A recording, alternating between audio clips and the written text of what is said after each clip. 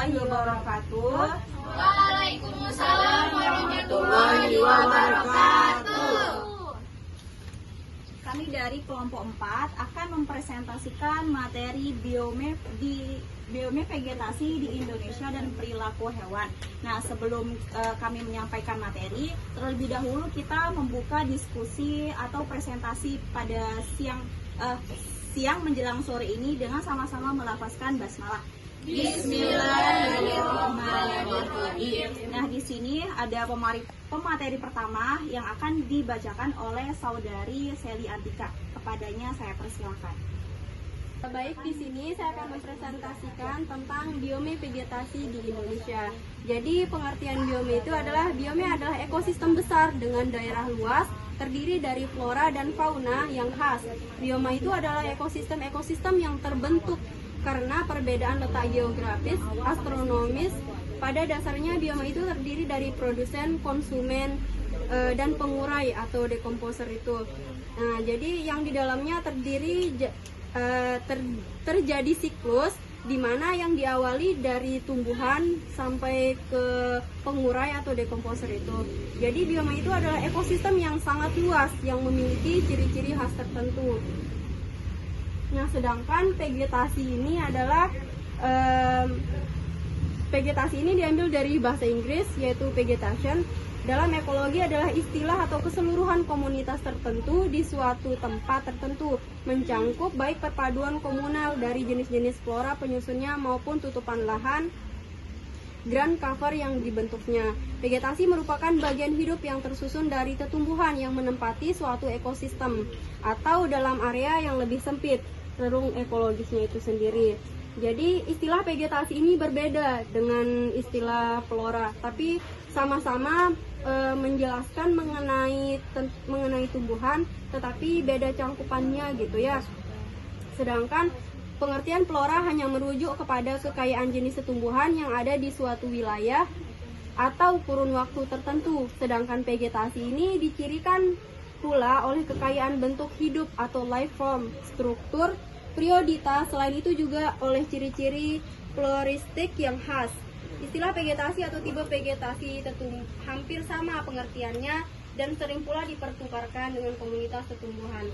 Namun yang akhirnya ini umumnya memiliki cakupan wilayah yang lebih sempit. Tipe vegetasi dibedakan berdasarkan karakter floristik tertentu, misalnya asosiasi spesies-spesies dominan atau karakter lingkungan seperti jenis tanah dan iklimnya. Jadi di sini di lab ini ada jenis-jenis vegetasi di Indonesia.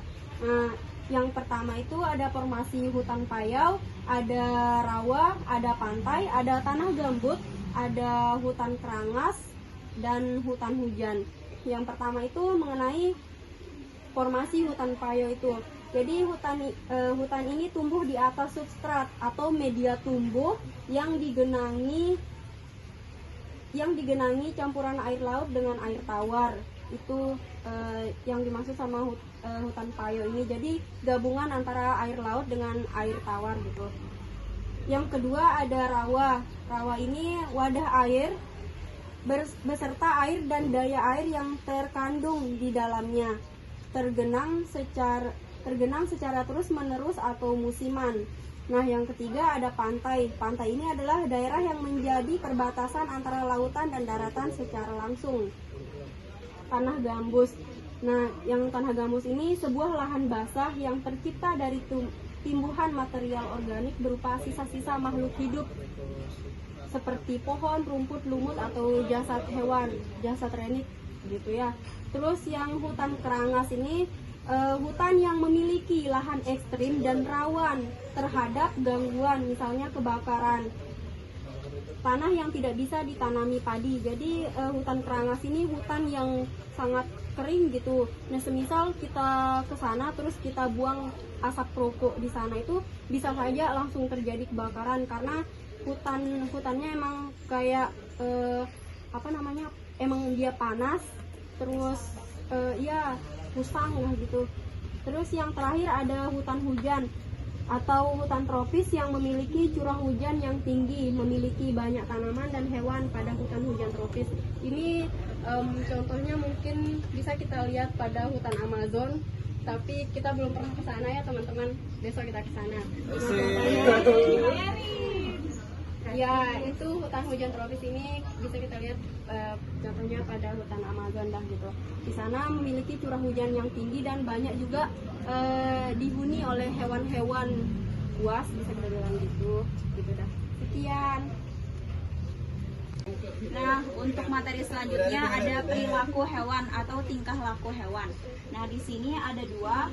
Yang pertama itu perilaku bawaan sama perilaku belajar. Nah, perilaku bawaan itu innate behavior, merupakan perilaku yang dibawa sejak lahir gitu. Terus ciri-cirinya itu tidak dapat dimodifikasi, terus memiliki derajat konstanta yang tinggi, terus khas pada setiap individu suatu spesies. Satu spesies itu satu tingkah laku dia milikin gitu. Ya sih pasti. Terus ada contohnya, ada untuk perilaku bawaan ini ada perilaku taksis, yaitu gerakan secara random melawan atau mendekati sumber rangsang seperti kemotaksis atau biotaksis. Terus yang kedua itu ada refleks. Perilaku kinesis dulu. Ya, perilaku kinesis ini perilaku perilaku gerak hewan yang cenderung mendekati atau menjauhi gradien stimulus seperti pergerakan paramecium merespon kadar karbon dioksida. Terus ada gerak refleks atau spontan.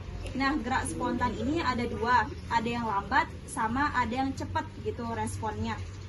Yang lambat itu contohnya ada gerakan peristaltik pada cacing. Terus kalau yang cepat itu pada gerakan serangga menghindari mangsa gitu. Pasti kan kalau kita kayak ngerasa terancam gitu kan, pasti kita melakukan pergerakan yang cepat gitu. Masa kita galau diem doang gitu kan, nanti kita yang kemangsa gitu.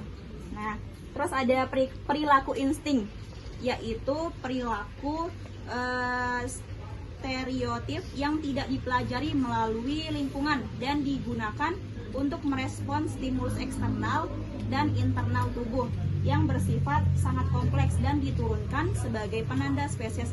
Contohnya itu ada perilaku dia kawin, terus dia buat sarang, sama dia kayak tarian lebah. Terus ada perilaku belajar. Nah, perilaku belajar ini atau tingkah laku belajar yaitu yang didapatkan dari apa yang dipelajari gitu, atau pengalaman yang didapatkan. Contohnya itu ada imprinting atau mencamkan atau didikan gitu. Contohnya itu kayak anak itik yang baru menetas itu mengikuti objek yang dijumpainya. Misalkan kan anak itik yang baru lahir gitu, yang baru menetas, setiap dia kalau dia ngelihat kayak hewan yang lain gitu, pasti dia ngira itu induknya.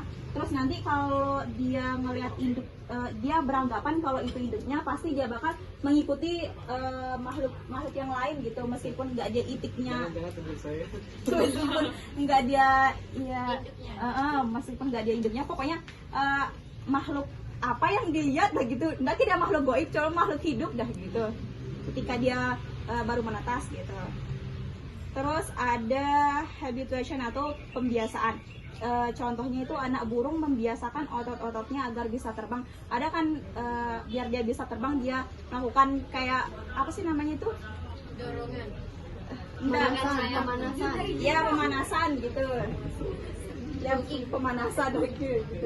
Terus ada causal condition, mengkondisikan respon otomatis dan menciptakan asosiasi antara pengalaman yang telah dimiliki dengan pengalaman yang baru. Contohnya beruang menunggu ikan salmon. Terus ada instrumen conditioning, penggunaan alat dalam respon stimulus, melibatkan motivasi intrinsik. Kera pemakan serangga menggunakan ranting untuk menangkap semut. Ini kan yang namanya motivasi gitu kan, dorongan gitu. Jadi kera ini pemakan serangga, ketika dia melihat serangga yang nggak dia bisa ngejangkau dia pakai tangannya sendiri gitu, jadi dia punya dorongan atau motivasi untuk menggunakan ranting gitu buat ngambil serangga itu gitu. Terus ada trial and error, memiliki stimulus yang sesuai kebutuhan hewan maupun mampu mengenali karakteristik stimulus dan lingkungan. Contohnya itu ada pemilihan labirin yang berisi makanan oleh tikus. Nah, untuk usaha dan tingkah laku hewan dimunculkan ada dua aspek. Yang pertama itu ada dorongan dari dalam sama dorongan untuk memenuhi kebutuhan hidup. Nah, kalau untuk dorongan dari dalam ini itu tindakan yang suatu individu tidak berdasarkan perintah atau paksaan dari luar gitu, kayak dia mengikuti gitu. Misalkan kayak contohnya di sini ada orang utan yang seekor betina itu dewasa yang melakukan pencucian umbi di air laut. Nah, dia ngelihat ada cuma satu ini, baru satu dia ngelakuin hal baru gitu. Lama kelamaan diikutin sama yang lain gitu. Jadi kan otomatis perilaku ini nggak ada unsur paksaan, jadi kayak dia peniruan gitu anunya. Terus ada dorongan untuk memenuhi kebutuhan hidup. Yang di sini maksudnya itu ketika hewan mencari makanan, mereka mengambil resiko. Ketika dia dalam suatu ekosistem itu atau suatu daerah gitu, ada sekelompok makhluk hidup gitu, dia kayak melakukan migrasi gitu kan, karena dia gitu nggak ada, udah habis gitu makanan sumber makanannya itu. Jadi otomatis mau nggak mau dia bermigrasi ke tempat lain gitu. Dia harus meninggalkan tempat tinggalnya yang nyaman, yang menurutnya ini aman loh gitu. Jadi kan kalau dia keluar bermigrasi, otomatis dia harus siap untuk siap ya, kayak banyak kayak pemangsa gitu kan, banyak yang pokok dia harus siap gitu. Oke, baik, hanya itu yang dapat kami sampaikan. Selanjutnya kami akan membuka sesi pertanyaan. Satu sesi pertanyaan itu berisi 3 pertanyaan. Mungkin ada teman-teman yang sekiranya ingin disampaikan pertanyaan yang ingin disampaikan, mohon angkat tangan.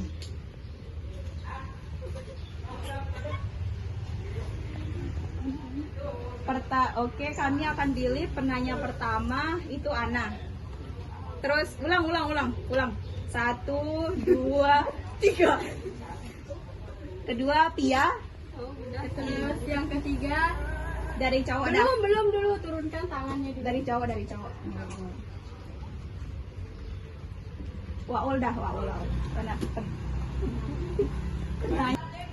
Di sini saya mau bertanya tentang di bagian pertama, pemateri pertama, di bagian hutan hujan tropis. Nah, di sini kan ciri-cirinya itu hutan hujan tropis itu menerima curah hujan yang cukup tinggi gitu. Jadi gimana, maksudnya contohnya hewan seperti apa yang bisa bertahan di sana gitu? Spesies hewan seperti apa yang bisa bertahan di curah hujan yang cukup tinggi gitu? Cuma itu. Oke, pertanyaan saya itu di jenis-jenis vegetasi di Indonesia tadi. Sebenarnya hampir mirip, bukan hampir, malahan mungkin mirip. Gini, kan tadi ada beberapa jenis gitu. Ada yang formasi hutan payau, ada yang rawa, bantai, tanah gambut, hutan kerangas, sama hutan hujan. Nah, dari ke-6 jenis tadi itu bisa nggak Sida sebutin, walaupun tadi juga sempat ada beberapa yang Sida sebutin contoh tumbuhan yang dapat hidup di daerah yang seperti itu gitu, bisa nggak Sida sebutin sekarang secara lengkap dari ke-6-nya itu apa jenis tumbuhan yang dapat hidup di daerah yang seperti itu? Oke, baik, di sini tentang perilaku hewan yang mau saya tanyakan terkait dengan perilaku bawaan, dimana yang sudah disampaikan kelompok yang presentasi tadi ada 4, ada perilaku taksis, perilaku kinesis ya, perilaku refleks, sama perilaku insting. Mungkin saya nggak banyak nanyain yang keempatnya, tapi yang kami perlu tahu di bagian perilaku insting dah. Apakah memang perilaku insting ini bisa berubah? Gitu, baik itu peningkatan instingnya ataupun penurunan instingnya, apakah bisa berubah? Walaupun ini perilaku bawaan, kalau bisa berubah, apa faktornya? Baik itu pada peningkatan instingnya ataupun penurunan instingnya. Terima kasih. Untuk pertanyaan dari saudari Sulistiana, yang pertanyaannya mengenai spesies hewan yang dapat bertahan pada hutan hujan tropis. Jadi sekali lagi saya jelaskan sedikit mengenai untuk hewan pada hutan hujan tropis ini banyak sekali. Kemarin juga saya pernah lihat video di mana hewan-hewan yang menghuni hutan hujan tropis. Kita ambil contoh di hutan Amazon aja ya. Jadi di hutan Amazon itu kan memiliki curah hujan yang cukup tinggi, makanya dia dibilang hutan Amazon itu termasuk ke hutan hujan tropis gitu. Di sana banyak sekali hewan yang menghuni. Contoh-contoh hewannya itu kayak ada ular mungkin contoh hewan yang di sana itu termasuk hewan yang endemik gitu, bisa dibilang gitu, karena hewan endemik itu adalah hewan yang tidak kita temui pada daerah lain, pada daerah tertentu. Jadi hewan endemik itu umumnya berada pada satu wilayah aja gitu. Jadinya hewan endemik itu hewan yang kalau dia punya penyakit dia bisa menyebar gitu. Jadinya tetap aja dia berada di satu wilayah aja tempatnya. Nah, jadi hutan hujan tropis ini kayak contohnya ular. Ada kemarin saya lihat ular besar di dalam apa namanya, di dalam sungai. Hutan hujan itu dia hidup di dalam sungai itu loh, ular itu gitu. Jadi banyak gitu. Dan ada juga contoh reptil mamalia, contohnya kayak ada babi, rusa, harimau, tapir, macan, belalang, gajah, burung kasuari gitu. Kayak ya spesies seperti itulah gitu.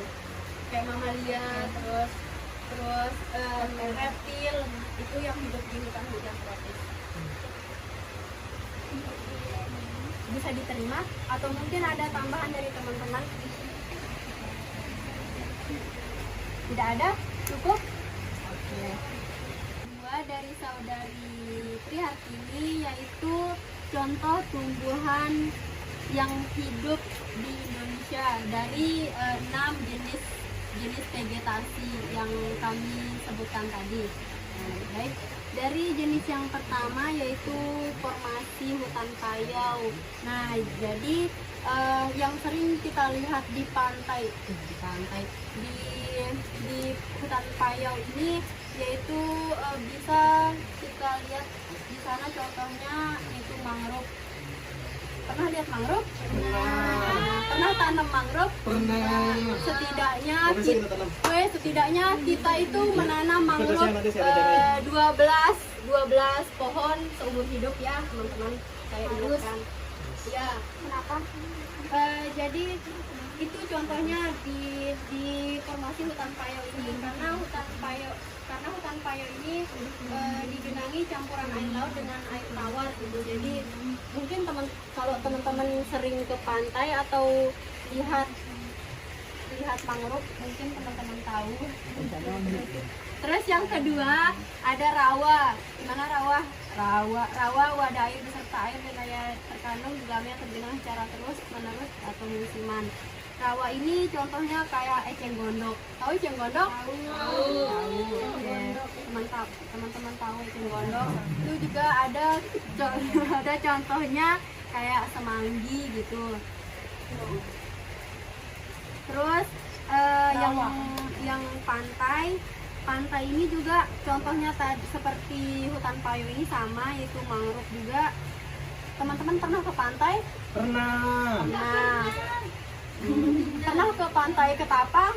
Pernah. Jadi di sana banyak ketapang ya? Iya, benar. Jadi ketapang itu salah satu contoh tumbuhan yang bisa hidup di daerah pantai gitu. Ada juga kelapa. Nah, pasti teman-teman sering lihat kelapa ya di pantai. Ya. Di sawah. Ada di pantai. Di pantai juga banyak. Nah, terus yang keempat ada tanah gambut. Tanah gambut ini adalah tanah yang tanah dari timbuhan material organik atau sisa-sisa tumbuhan atau bisa juga sisa-sisa hewan gitu. Tanah gambut ini contohnya ada pohon terentang, pohon rangas, pohon remin atau meranti. Ada juga kelapa sawit. Teman-teman pernah lihat kelapa sawit? Itu. Nah, itu. bisa di tanah gambut ini bisa kita temuin kelapa sawit. Jadi orang-orang di Kalimantan kalau nggak salah ya yang banyak kelapa sawitnya. Nah, jadi di sana ada tanah gambutnya yang khusus untuk ditanami kelapa sawit ini. Nah, yang kelima ada hutan kerangas. Hutan kerangas ini yang sensitif akan kebakaran gitu. Jadi contoh hutan kerangas ini tidak banyak yang bisa tumbuh di hutan kerangas ini karena lokasinya yang memang sangat panas dan yang mudah terbakar, jadinya tidak banyak tumbuhan yang hidup di sana. Tapi ada beberapa tumbuhan, contohnya yaitu tumbuhan pemakan serangga gitu. Pemakan serangga yang kecil-kecil itu yang hidup di hutan kerangas itu. Terus yang terakhir ada hutan hujan tropis. Nah, contohnya yang di sini itu kayak pohon jati, pohon pinus, pohon mahoni gitu. Pohon-pohon yang memang rantingnya yang menjulang, maksudnya yang lebar-lebar gitu, yang hidup di hutan hujan tropis ini. Di hutan hujan ini banyak sekali jenis tumbuhan yang memang dapat hidup di sini karena memiliki curah hujan yang tinggi. Nah, jadi itu yang menyebabkan tumbuhan di sana lebih banyak daripada jenis-jenis vegetasi yang lain gitu. Gimana itu bisa diterima? Bisa. Atau mungkin ada tambahan dari teman-teman? Tidak ada. Oke, terima kasih. Baik, di sini untuk pertanyaan ketiga, yaitu insting merupakan salah satu perilaku bawaan dari hewan. Apakah insting ini bisa berubah, baik itu meningkat atau berkurang? Kalau bisa berubah, apa faktor penyebab perubahannya? Kalau menurut saya, tadi kan bisa dia berubah insting hewan itu. Kenapa? Karena ada faktor dari luar gitu. Misalkan kayak gini, hewan anjing pelacak gitu kan, makin kuat instingnya itu karena ada rangsangan dari luar, karena ada apa ya kita bilang, ya dah rangsangan dari luar. Kalau kita ambil contohnya dari anjing pelacak gitu kan, kalau dia kan insting ini dirasain itu karena ada rangsangan dari luar gitu. Jadi semakin dia dilatih gitu, bakal kuat gitu instingnya buat melacak melacak hal-hal yang menurutnya bisa terancam gitu. Itu menurut saya. Baik, mungkin ada yang ingin menambahkan dari teman-teman sekalian dari penjelasan saya. Saudari Pia, silahkan. Setelah mendengar jawaban Sida, sebenarnya saya cukup setuju gitu, karena memang insting dari hewan mungkin dapat dilatih dan dapat berubah mungkin. Nah, tapi ada salah satu sumber yang saya temui mengatakan bahwa memang kalau insting pada manusia dapat berubah sesuai kondisi mungkin. Nah, kalau insting pada hewan itu katanya bersifat tetap, tidak berubah dari waktu ke waktu sejak dia lahir sampai dia mati nanti.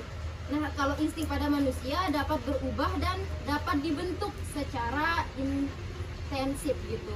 Di sini saya akan menambahkan juga ya terkait tentang yang tadi pertanyaan tentang apakah insting itu bisa berubah ya pada hewan. Nah, kalau menurut saya pribadi ini ya setuju gitu sama saudari Pia gitu, kalau insting hewan itu memang sudah menetap gitu, bukan kayak manusia bisa berubah-ubah atau bisa dibentuk. Nah, kalau yang di hewan ini dia memiliki insting yang tetap, tapi kembali lagi kayak faktor apa tempatnya dia, apa saja faktor yang bisa bikin insting itu mungkin bisa menurun atau enggak, tapi tetap dia menetap kayak punya sisinya sendiri gitu. Kayak contohnya misalnya di sini ada anjing ya, kita contohkan pada anjing misalnya. Anjing yang dipelihara sama anjing yang merupakan anjing liar ataupun anjing pelacak itu kan beda tentu ya, tingkat keganasan atau gimana gitu instingnya. Kalau kita lihat gitu secara anunya itu bakalan beda ya. Anjing yang dipelihara yang misalnya kalau anjing yang udah dipelihara itu punya punya dia kayak kita bilang punya ikatan tersendiri gitu sama pemiliknya. Misalnya dia bisa nurut, misalnya disuruh ngapain gitu kan, membantu intinya bisa nurut sama pemiliknya gitu. Nah sedangkan untuk anjing-anjing yang anjing liar ataupun anjing pelacak gitu ya, kan dia merupakan tetap gitu di sisinya dengan instingnya yang tetap gitu ya. Kalau yang itu kalau yang dipelihara itu tetap dia punya insting yang sama dengan anjing yang itu, tapi secara anuannya itu ada penyebab gitu, ada faktor lain gitu yang bikin dia ada masa-masa di mana akan menurun atau istilahnya gimana ya, intinya bisa dia sama dia gitu maupun anjing yang dipelihara ataupun anjing pelacak itu sama-sama punya insting yang sama dari dia lahir sampai dia mati. Tapi kembali lagi faktor apa dan di mana lingkungan tempat ia hidup gitu. Itu aja sih kayaknya. Terima kasih. Ini setuju sama mereka bertiga intinya. Cuman lebih tepatnya ya hewan itu udah mau kayak mereka, kucing dah aku gini modelnya, bisa dia nggak berubah sebenarnya, cuman kayak ditekan instingnya itu kan sehingga dia bisa mengendalikannya gitu kan. Misalnya nih kayak kucing peliharaan itu, kalau misalnya kita tetap rawat, dia kayak kasih makan setiap hari segala macam itu kan, dia akan menahan instingnya untuk mencari makan sendiri gitu. Jadi tahu mereka kalau bakal disediain makanan gitu, jadi kayak untuk insting mencari makanan sendiri itu berkurang, dia ditahan dia karena udah tahu dia bakal disiapin. Terus tapi tetap dia gini modelnya, kalau misalnya pada musim kawin tetap instingnya itu bakal kawin, bahkan makan aja nggak bakal dia sama kucing itu. Jadi emang insting itu nggak dia berubah, tetap dia pada awalnya di hewan itu tetap ada, udah ada prosesnya lah gitu kan, udah di palanya udah ada. Cuman bisa ditahan dia kayak dengan kalau dikasih kayak pelatihan, kayak sih udah bilang itu kan, sama dikasih kayak kemudahan untuk dia kayak mau untuk makan segala macam itu gitu sih kalau aku jajan. Jadi untuk kesimpulan presentasi pada siang menjelang sore ini itu tadi kan sudah dijelaskan ya, dan dapat kita simpulkan bahwa vegetasi itu ada banyak macamnya, yaitu ada formasi hutan payau, ada rawa, ada pantai, ada tanah gambut, ada hutan kerangas, sama ada hutan hujan. Nah, dan untuk materi perilaku hewan itu di sini ada dua, ada perilaku bawaan yang bawaan dari sejak lahir, atau terus ada yang kedua itu ada perilaku belajar, yaitu perilaku atau tingkah laku yang diambil dari pengalaman atau hasil belajar gitu. Terus tadi juga kita ambil dari pertanyaan yang dari Waon itu bahwa kan insting hewan itu sifatnya tetap dia kodratnya tetap hewan gitu, instingnya hewan. Meskipun banyak ada beberapa faktor yang dapat memengaruhi dia, tapi bakal kembali lagi dia bakal tetap gitu sejak lahir, karena kan di sini udah kita lihat dari ciri-cirinya, yaitu kalau perilaku hewan bawaan itu tidak dapat dimodifikasi. Nah mungkin hanya itu dari kami. Sekian. Assalamualaikum warahmatullahi wabarakatuh. Waalaikumsalam warahmatullahi wabarakatuh.